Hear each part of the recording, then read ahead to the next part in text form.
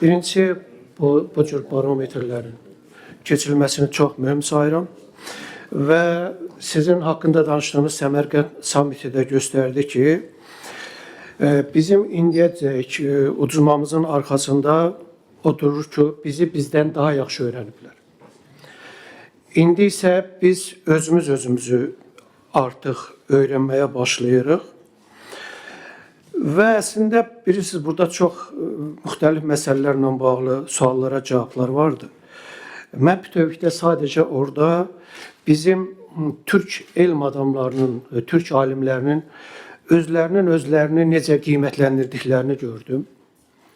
Çox təəssüf ki, 1/4-dən çoxu, 26% heç bir Türk ölkəsində gedib bizim gənclərimizin təhsil almasını istəmirlər. Bu çox düşündürücü bir faktdır və eyni zamanda bir məsələni də deməliyəm ki, doğrudan da elmi inteqrasiya çox vacibdir. Onun biz vacib olduğunu qardaş Türkiyənin timsalında görürük.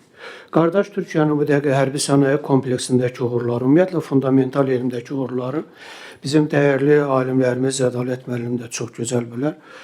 Bu məhz inteqrasiya ilə bağlı oldu 90-cı illərin, amma bu məqsədyönlü inteqrasiya deyil idi. Əlacsızlıqdan doğan xaotik bir inteqrasiya idi. Siz bilirsiniz, söhbət nədən gedir.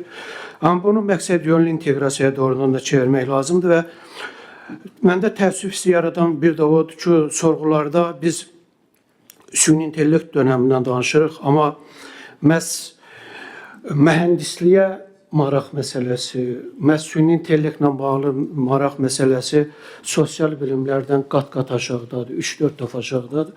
Bunun özü belə çox düşündürücüdür. Diqqətinizə görə təşəkkür edirəm.